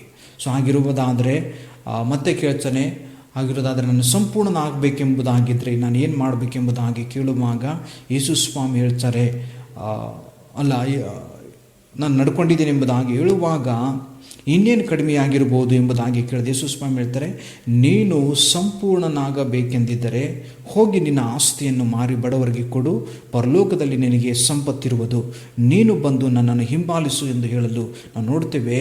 ಆ ನಿತ್ಯ ಜೀವವನ್ನು ಪಡೆದುಕೊಳ್ಳೋದಕ್ಕೋಸ್ಕರವಾಗಿ ತುಂಬ ಆಸಕ್ತಿಯಿಂದ ಬಂದಿರತಕ್ಕಂಥ ಐಶ್ವರ್ಯವಂತನಾದಂಥ ಯೌವನಸ್ಥನು ಏನಂದರೆ 22ನೇ ವಚನದಲ್ಲಿ ನೋಡ್ತೇವೆ, ಆ ಯೌವನಸ್ಥನು ಬಹಳ ಆಸ್ತಿಯು ಉಳ್ಳವನಾಗಿದ್ದರಿಂದ ಈ ಮಾತನ್ನು ಕೇಳಿ ದುಃಖದಿಂದ ಹೊರಟು ಹೋದನು ಎಂಬುದಾಗಿ ನಾವು ದೇವರ ವಾಕ್ಯದಲ್ಲಿ ನಾವು ಗಮನಿಸ್ತೇವೆ. ಕರ್ತನಲ್ಲಿ ಪ್ರಿಯ ದೇವ ಮಗನೇ ಮಗಳೇ, ಗಮನಿಸ್ತೀವಿ, ಯೌವನಸ್ಥನು ತುಂಬ ಆಸಕ್ತಿಯಿಂದ ಬಂದ. ಅವನು ನೆನೆಸ್ಕೊಂಡಿದ್ದೆ ಏನಂದರೆ, ಈ ಲೋಕದ ಸಂಗತಿಗಳೊಡನೆ ಏನಂದರೆ ನಿತ್ಯ ಜೀವವೂ ಕೂಡ ಪಡೆದುಕೊಳ್ಳಬಹುದು ಎಂಬುದಾಗಿ ಆತನು ನೆನೆಸ್ಕೊಂಡಿದ್ದ. ಆದರೆ ದೇವರ ವಾಕ್ಯದಲ್ಲಿ ನಾವು ಗಮನಿಸಿ ಯೇಸು ಸ್ವಾಮಿ ಹೇಳ್ತಾರೆ, ಮೊದಲು ನಿನ್ನನ್ನು ನೀನು ಬರಿದು ಮಾಡಿಕೊಳ್ಳಬೇಕು. ನಿನ್ನದು ಅನ್ನುವಂಥ ಎಲ್ಲ ಸಂಗತಿಗಳನ್ನು, ನಿನ್ನ ಆಸ್ತಿ, ಅಂತಸ್ತು, ಐಶ್ವರ್ಯ, ಶ್ರೀಮಂತಿಕೆ ಎಲ್ಲವನ್ನು ಕೂಡ ಅದು ಮಾರಿ ಅದರಿಂದ ಬಂದಿರತಕ್ಕಂಥದ್ದೆಲ್ಲವನ್ನು ತೆಗೆದುಕೊಂಡು ಬಡವರಿಗೆ ಹಂಚಿದವನಾಗಿ, ನಿನ್ನನ್ನು ಬರಿದು ಮಾಡಿಕೊಂಡವನಾಗಿ, ಆಗ ನೀನು ಬರುವುದಾದರೆ ನನ್ನ ಹಿಂದೆ ಬಂದು ಬರುವುದಾದರೆ ನಿನಗೆ ನಿತ್ಯ ಜೀವ ಉಂಟು ಎಂಬುದಾಗಿ. ಆದರೆ ಯೌವನಸ್ಥನಿಂದ ಆಗೋದಿಲ್ಲ. ಕರ್ತನಲ್ಲಿ ಪ್ರಿಯ ದೇವ ಮಗನೇ ಮಗಳೇ, ನಾವು ಯಾವ ಉದ್ದೇಶಕ್ಕೋಸ್ಕರವಾಗಿ ಕರ್ತನ ಸನ್ನಿಧಿಗೆ ನಾವು ಬರ್ತಾ ಇದ್ದೇವೆ? ಕರ್ತನಾಗಿರುವಂಥ ಯೇಸು ಸ್ವಾಮಿ ನಾವು ಆರಾಧಿಸ್ತಾ ಇದ್ದೇವೆ. ಯಾವ ಉದ್ದೇಶಕ್ಕೋಸ್ಕರವಾಗಿ ಸಭೆಗಳಿಗೆ ನಾವು ಹೋಗ್ತಾ ಇದ್ದೇವೆ, ಸಭೆಗೆ ನಾವು ಬರ್ತಾ ಇದ್ದೇವೆ? ಯಾವ ಉದ್ದೇಶಕ್ಕೋಸ್ಕರವಾಗಿ, ಯಾವ ಕಾರಣವನ್ನು ನಾವು ಇಟ್ಟುಕೊಂಡವರಾಗಿ, ಯಾವ ಗುರಿಯನ್ನು ಇಟ್ಟುಕೊಂಡವರಾಗಿ ನಾವು ಯೇಸು ಸ್ವಾಮಿಯ ಬಳಿಗೆ ನಾವು ಬರ್ತಾ ಇದ್ದೇವೆ? ನಿಕೋದೇಮನ ಕುರಿತಾಗಿ ನೋಡುವಾಗ ಯಥಾರ್ಥವಾಗಿ ಆತನು ನಿತ್ಯ ಜೀವವನ್ನು ಪಡೆದುಕೊಳ್ಳುವುದಕ್ಕೋಸ್ಕರವಾಗಿ ಯೇಸು ಸ್ವಾಮಿಯ ಬಳಿಗೆ ಬರುವಂಥ ಸಂಗತಿಯನ್ನು ನಾವು ಗಮನಿಸ್ತೀವಿ. ಅದಕ್ಕಾಗಿ ಯೋಹಾನನು ಬರೆದಂಥ ಸುವಾರ್ತೆ 10ನೇ ಅಧ್ಯಾಯ 28ನೇ ವಚನದಲ್ಲಿ ನೋಡುವಾಗ ಅಲ್ಲಿ ಯೇಸು ಸ್ವಾಮಿ ಈ ರೀತಿಯಾಗಿ ಹೇಳ್ತಾರೆ, ನಾನು ಅವುಗಳ ನಿತ್ಯ ಜೀವವನ್ನು ಕೊಡುತ್ತೇನೆ, ಅವು ಎಂದಿಗೂ ನಾಶವಾಗುವುದೇ ಇಲ್ಲ, ಅವುಗಳನ್ನು ಯಾರೂ ನನ್ನ ಕೈಯೊಳಗಿಂದ ಕಸಕೊಳ್ಳರು ಎಂಬುದಾಗಿ ಯೇಸು ಸ್ವಾಮಿ ಹೇಳುವಂಥ ಸಂಗತಿಯನ್ನು ನಾವು ಗಮನಿಸ್ತೀವಿ. ಅದರ ಅರ್ಥ ಯೇಸು ಸ್ವಾಮಿ ಲೋಕಕ್ಕೆ ಬಂದಿರತಕ್ಕಂಥದ್ದು ಏನಂದರೆ ನಿತ್ಯ ಜೀವವನ್ನು ಕೊಡುವುದಕ್ಕೋಸ್ಕರವಾಗಿ, ನಿತ್ಯವಾದಂಥ ಜೀವವನ್ನು, ನಿತ್ಯವಾದಂಥ ಮರಣದಿಂದ ತಪ್ಪಿಸಿ ನಮಗೆ ನಿತ್ಯ ಜೀವಕ್ಕೆ, ನಿತ್ಯವಾದಂಥ ಮಾರ್ಗಕ್ಕೆ, ನಿತ್ಯವಾದಂಥ ರಾಜ್ಯಕ್ಕೆ ನಡೆಸುವುದಕ್ಕೋಸ್ಕರವಾಗಿ ಕರ್ತನಾಗಿರ್ತಕ್ಕಂಥ ಯೇಸು ಸ್ವಾಮಿ ಈ ಲೋಕಕ್ಕೆ ಬಂದಿರತಕ್ಕಂಥದ್ದು. ಅದಕ್ಕೋಸ್ಕರವಾಗಿ ಕರ್ತನಲ್ಲಿ ಪ್ರಿಯ ದೇವ ಮಗನೇ ಮಗಳೇ, ನಾವು ಯಾವ ಉದ್ದೇಶಕ್ಕೋಸ್ಕರವಾಗಿ ಆ ಕರ್ತನಾಗಿರುವಂಥ ಯೇಸುವನ್ನು ನಾವು ಆರಾಧಿಸ್ತಾ ಇದ್ದೇವೆ? ಯಾವ ಗುರಿಯನ್ನು ಇಟ್ಟುಕೊಂಡವರಾಗಿ ಆ ಕರ್ತನಾಗಿರುವಂಥ ಯೇಸು ಸ್ವಾಮಿಯನ್ನು ನಾವು ಆರಾಧಿಸ್ತಾ ಇದ್ದೇವೆ? ಅದಕ್ಕೋಸ್ಕರವಾಗಿ ನಮ್ಮನ್ನೇ ನಾವು ಪರೀಕ್ಷಿಸಿಕೊಳ್ಳಬೇಕಾಗಿದೆ. ನಾವು ನೋಡ್ತೇವೆ, 3 ವಿಧವಾದಂಥ ಜನಗಳು ಯೇಸು ಸ್ವಾಮಿಯನ್ನು ಹಿಂಬಾಲಿಸಿದರು. ಮೊದಲನೆಯ ಪಂಗಡದ ಜನರು ಅಂದರೆ ಮೊದಲನೇ ರೀತಿಯಾದಂಥ ಜನಗಳು ಅವರು ಯಾರಂದರೆ ಯೇಸುವಿನ ಪರೀಕ್ಷಿಸುವುದಕ್ಕೋಸ್ಕರವಾಗಿ ಬಂದಂಥವರು. ಈ ಜನಗಳು ಎಂಥವರಾಗಿದ್ರು ಅಂದರೆ ಅವರೇನೆಂದರೆ ಧಾರ್ಮಿಕ ಮುಖಂಡರಾಗಿದ್ದರು, ದೇವರ ಕುರಿತಾಗಿ ಗೊತ್ತಿದ್ದವರು ಅಥವಾ ಪೂರ್ತಿಯಾಗಿ ದೇವರನ್ನು ಅರಿಯದೆ, ದೇವರ ವಾಕ್ಯಗಳನ್ನು ಸಂಪೂರ್ಣವಾಗಿ ತಿಳಿಯದೇ ಇದ್ದಂಥವರು, ದೇವರ ವಾಕ್ಯದ ಬೋಧನೆಯನ್ನು ಗೊತ್ತಿಲ್ಲದೆ ಇರತಕ್ಕಂಥವರು, ಕಪಟಿಗಳು, ಈ ಧಾರ್ಮಿಕ ಮುಖಂಡರವರಾಗಿದ್ದರು. ನಾವು ನೋಡ್ತೇವೆ ಸಭೆಗಳಲ್ಲಿ ಕೂಡ ಈ ದಿನಗಳಲ್ಲಿ ಎಷ್ಟೋ ದೇವ ಜನರು ನಾವು ಕ್ರೈಸ್ತರು ಎಂಬುದಾಗಿ ಹೇಳಿಕೊಂಡು, ದೇವ ಜನರು ಎಂಬುದಾಗಿ ಹೇಳಿಕೊಂಡವರಾಗಿ, ದೇವರ ವಾಕ್ಯದ ಪ್ರಕಾರವಾಗಿ ನಡೆಯದೆ ಲೋಕದ ಆಸೆಗಳನ್ನು ಮನಸ್ಸಿನಲ್ಲಿ ಇಟ್ಟುಕೊಂಡವರಾಗಿ, ದೇವರ ವಾಕ್ಯಕ್ಕೆ ವಿಧೇಯರಾಗದೆ ತಪ್ಪುಗಳನ್ನು ಕಂಡುಹಿಡಿಯತಕ್ಕಂಥ ಕಾರ್ಯಗಳನ್ನು, ದೇವರ ವಾಕ್ಯಕ್ಕೆ ವಿಧೇಯರಾಗದೆ ಏನಂದರೆ ಜೀವಿಸುವಂಥದ್ದನ್ನು, ಸಭೆಗೆ ಬರುವಂಥ ಯೇಸುವಿನ ಬಳಿಗೆ ಬರುವಂಥದ್ದನ್ನು ನಾವು ಗಮನಿಸ್ತೇವೆ. 2ನೇ ಪಂಗಡದ ಜನರು, 2ನೇ ವಿಧವಾದಂಥ ಜನರು ನೋಡುವಾಗ ಏನಂದರೆ ನಶಿಸಿ ಹೋಗ್ತಕ್ಕಂಥ ವಿಷಯಗಳಿಗೋಸ್ಕರವಾಗಿ, ಆಶೀರ್ವಾದಕ್ಕಾಗಿ ಯೇಸುವಿನ ಬಳಿಗೆ ಬಂದಿರತಕ್ಕಂಥವ್ರು. ಈ ಸಮಯದಲ್ಲಿ ಕೂಡ, ಈ ದಿನಗಳಲ್ಲಿ ಕೂಡ ಎಷ್ಟೋ ಜನಗಳನ್ನು ನಾವು ಗಮನಿಸ್ತೇವೆ. ಅಲ್ಲಿ ನಾವು ವಾಕ್ಯದಲ್ಲಿ ಧ್ಯಾನಿಸಿದ ಹಾಗೆ ಆ ದಿನದಲ್ಲಿ ಏನಂದರೆ ಯೇಸು ಸ್ವಾಮಿ ಬಳಿಗೆ ಬಂದಿರತಕ್ಕಂಥ ಜನಗಳು ಏನಂದರೆ ನಶಿಸಿ ಹೋಗ್ತಕ್ಕಂಥ ಆಶೀರ್ವಾದಗಳಿಗಾಗಿ, ರೊಟ್ಟಿಗೋಸ್ಕರವಾಗಿ ಯೇಸು ಸ್ವಾಮಿ ಬಳಿಗೆ ಬಂದರು. ಸೊ ಅದಕ್ಕೋಸ್ಕರವಾಗಿ ನಾವು ಯಾರಾಗಿದ್ದೇವೆ? ನಾವು ಯಾವ ಪಂಗಡಕ್ಕೆ ಸೇರಿದ್ದೇವೆ? 3ನೇ ಪಂಗಡದ ಜನರು ಯಾರಂದರೆ ನಿತ್ಯ ಜೀವಕ್ಕೋಸ್ಕರವಾಗಿ, ನಿತ್ಯ ಆಶೀರ್ವಾದಕ್ಕೋಸ್ಕರವಾಗಿ ಯೇಸು ಸ್ವಾಮಿ ಬಳಿಗೆ ಬಂದಿರತಕ್ಕಂಥವ್ರನ್ನ ನಾವು ಗಮನಿಸ್ತೇವೆ. ಅದಕ್ಕೋಸ್ಕರವಾಗಿ ಕರ್ತನಲ್ಲಿ ಪ್ರಿಯ ದೇವ ಮಗನೇ ಮಗಳೇ, ನಮ್ಮನ್ನೇ ನಾವು ಪರೀಕ್ಷಿಸಿಕೊಳ್ಳುವ, ನಾವು ಯಾವ ಪಂಗಡದ ಸೇರಿದ ಜನರು ನಾವಾಗಿದ್ದೇವೆ? ಅದಕ್ಕೋಸ್ಕರವಾಗಿ ಕೊನೆಯದಾಗಿ ನಾವು ನೋಡ್ತೇವೆ 1 ಯೋಹಾನನ ಪತ್ರಿಕೆ 2ನೇ ಅಧ್ಯಾಯ 17ನೇ ವಚನದಲ್ಲಿ ಈ ರೀತಿಯಾಗಿ ಬರೆಯಲ್ಪಟ್ಟಿದೆ, ಲೋಕವು ಅದರ ಆಶೆಯು ಗತಿಸಿ ಹೋಗುತ್ತವೆ, ಆದರೆ ದೇವರ ಚಿತ್ತವನ್ನು ನೆರವೇರಿಸುವವನು ಎಂದೆಂದಿಗೂ ಇರುವನು ಎಂಬುದಾಗಿ ದೇವರ ವಾಕ್ಯದಲ್ಲಿ ನಾವು ಬರೆಯಲ್ಪಟ್ಟಿರ್ತಕ್ಕಂಥದ್ದನ್ನು ನಾವು ಗಮನಿಸ್ತೀವಿ. ಇದರ ಅರ್ಥ ಯಾರ್ಯಾರು ನಶಿಸಿ ಹೋಗ್ತಕ್ಕಂಥ ಲೋಕಕ್ಕೆ ಸಂಬಂಧಪಟ್ಟಂಥ ಆಸೆಗಳಿಗಾಗಿ ಆಶೀರ್ವಾದಗಳಿಗಾಗಿ ನಾವು ಆಸೆ ಪಡ್ತೀವೋ ಅದೆಲ್ಲವೂ ಕೂಡ ಒಂದು ದಿವಸ ಗತಿಸಿ ಹೋಗುವಂಥದ್ದಾಗಿ ಶಾಶ್ವತವಾಗಿರುವಂಥದ್ದಲ್ಲ. ಆದರೆ ಯಾರು ದೇವರ ಚಿತ್ತವನ್ನು ನೆರವೇರಿಸ್ತಾರೋ ಅವರೆಂದಿಗೂ ಕೂಡ ಅಂದರೆ ಕದಲದೆ ನಿತ್ಯ ನಿರಂತರವಾಗಿ ಎಂದೆಂದಿಗೂ ಕೂಡ ಇರುವಂಥವರಾಗಿದ್ದಾರೆ. ಅದಕ್ಕೋಸ್ಕರವಾಗಿ ಈ ಲೋಕದ ಈ ಸಂಗತಿಗಳು, ಲೋಕದ ಆಸೆಗಳು ನಶಿಸಿ ಹೋಗುವಂಥದ್ದಾಗಿದೆ. ಅದಕ್ಕೋಸ್ಕರವಾಗಿ ನಮ್ಮನ್ನು ನಾವು ಪರೀಕ್ಷಿಸಿಕೊಳ್ಳೋಣ.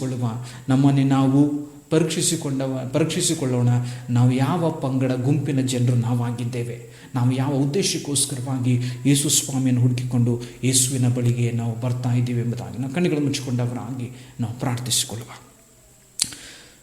ಹಾಲೆಲೂಯ. ಕರ್ತನಾದ ದೇವರೇ, ನಿಮಗೆ ಸ್ತೋತ್ರ ಸ್ವಾಮಿ, ಸ್ತೋತ್ರ. ನಮ್ಮನ್ನು ಬಹಳವಾಗಿ ಪ್ರೀತಿಸುವಂಥ ಪರಲೋಕದ ಸರ್ವಶಕ್ತನಾಗಿರ್ತಕ್ಕಂಥ ದೇವರೇ, ಅಪ್ಪ, ಮತ್ತೊಂದು ಆವರ್ತಿ ನಿನ್ನ ಸನ್ನಿಧಿಗೆ ಬಂದು ನಿಮ್ಮ ಜೀವವುಳ್ಳಂಥ ವಾಕ್ಯವನ್ನು ಧ್ಯಾನಿಸುವಂತೆ ನಮಗೆ ಕೃಪೆ ಕೊಟ್ಟಿರುವುದಕ್ಕಾಗಿ ಸ್ತೋತ್ರ. ಹೌದು ಕರ್ತನೆ, ಅಪ್ಪ, ಈ ಲೋಕದಲ್ಲಿ ನೀವು ಸೇವೆ ಮಾಡುವಂಥ ಸಂದರ್ಭದಲ್ಲಿ ಸ್ವಾಮಿ ವಿಧವಾದಂಥ ಜನರು ನಿನ್ನ ಬಳಿಗೆ ಬಂದರು ಕರ್ತನೆ. ಈ ದಿನ ಸ್ವಾಮಿ 3 ವಿಧವಾದಂಥ ಜನರ ಕುರಿತಾಗಿ ನಾವು ಧ್ಯಾನಿಸಿದ್ವಿ ಕರ್ತನೆ. ಮೊದಲನೇದಾಗಿ ದೇವರೇ ಅಪ್ಪ, ನಿನ್ನನ್ನು ಪರೀಕ್ಷಿಸುವುದಕ್ಕೋಸ್ಕರವಾಗಿ ಬಂದಂಥ ಜನರು. ಅಪ್ಪ, ಎರಡನೇದಾಗಿ ದೇವರೇ ನಶ್ವರವಾದಂಥ ಸಂಗತಿಗಳಿಗಾಗಿ, ನಶ್ವರವಾದಂಥ ವಿಷಯಗಳಿಗಾಗಿ, ಆಶೀರ್ವಾದಕ್ಕೋಸ್ಕರವಾಗಿ ನಿನ್ನ ಬಳಿಗೆ ಬಂದರು. ಮೂರನೇದಾಗಿ ಕರ್ತನೆ, ಕೊನೆಯದಾಗಿ ಸ್ವಾಮಿ ಅಪ್ಪ, ನಿತ್ಯ ಜೀವದ ಆಶೀರ್ವಾದಕ್ಕೋಸ್ಕರವಾಗಿ ನಿನ್ನ ಬಳಿಗೆ ಬಂದಿರತಕ್ಕಂಥದ್ದನ್ನು ದೇವ ಕರ್ತನಾದಾತು ದೇವರೇ. ಹೌದು ಸ್ವಾಮಿ, ಸರ್ವಶಕ್ತನಾದಾತು ದೇವರೇ, ನಾವು ಕೂಡ ಈ ಲೋಕದಲ್ಲಿರುವಾಗ ಸ್ವಾಮಿ ಲೋಕದ ಆಸೆಗಳಿಗಾಗಿ ಅಪ್ಪ ಕರ್ತನಾದಾತು ದೇವರೇ ಬಲಿಯಾಗದಂತೆ ನಮಗೆ ಕೃಪೆ ಕೊಡ್ರಿ. ಯಾಕಂದರೆ ನಿಮ್ಮ ವಾಕ್ಯದಲ್ಲಿ ಹೇಳಿದ ಹಾಗೆ ದೇವರೇ, ಈ ಲೋಕವು ಮತ್ತು ಈ ಲೋಕದ ಆಸೆಗಳು ದೇವರೇ ಅದು ನಶಿಸಿ ಹೋಗುವಂಥದ್ದಾಗಿದೆ, ಗತಿಸಿ ಹೋಗುವಂಥದ್ದಾಗಿದೆ ದೇವರೇ. ಆದರೆ ದೇವರ ಚಿತ್ತವನ್ನು ನೆರವೇರಿಸುವವರು ಮಾತ್ರ ಸ್ವಾಮಿ ಶಾಶ್ವತವಾಗಿರುವಂಥವರಾಗಿದ್ದಾರೆ ಕರ್ತನೆ. ನಾವು ಸ್ವಾಮಿ ಈ ಲೋಕಕ್ಕಾಗಿ ಜೀವಿಸುವಂಥದ್ದಲ್ಲ ದೇವರೇ, ಲೋಕದ ಆಸೆಗಳಿಗಾಗಿ ಅಲ್ಲ, ಬದಲಾಗಿ ಸ್ವಾಮಿ ಕರುಣಾಮಯನಾದ ದೇವರೇ, ಸರ್ವಶಕ್ತನಾಗಿರ್ತಕ್ಕಂಥ ಸ್ವಾಮಿ ಅಪ್ಪ, ನಿನ್ನ ಚಿತ್ತವನ್ನು ನೆರವೇರಿಸುವಂಥವ್ರು ದೇವರ ನಿತ್ಯ ಜೀವವನ್ನು ಪಡೆದುಕೊಳ್ಳುವುದಕ್ಕೋಸ್ಕರವಾಗಿ ನಾವು ಜೀವಿಸುವಂತೆ, ನಿನ್ನ ಬಳಿಗೆ ಬರುವಂತೆ, ನಿಮ್ಮನ್ನು ಆರಾಧಿಸುವಂತೆ ನಮಗೆ ಸಹಾಯ ಮಾಡು ಕರ್ತನೆ. ಅಪ್ಪ, ನಮ್ಮನ್ನು ಬಲಪಡಿಸ್ರಿ ಅಪ್ಪ, ನಮ್ಮನ್ನು ತಿದ್ದಿ ಅಪ್ಪ, ನಮ್ಮನ್ನು ಸರಿಯಾದಂಥ ಮಾರ್ಗದಲ್ಲಿ ನಮ್ಮ ನಡೆಸಬೇಕೆಂಬುದಾಗಿ ನಮ್ಮ ಕರ್ತರು ಒಡೆಯರು ರಕ್ಷಕರಾದಂಥ ನಜರೇತಿನ ಯೇಸುವಿನ ನಾಮದಲ್ಲಿ ನಂಬಿಕೆಯಿಂದ ಪ್ರಾರ್ಥಿಸಿ ಬೇಡಿ ಹೊಂದಿದ್ದೇವೆ ಚಂದೇ, ಆಮೇನ್.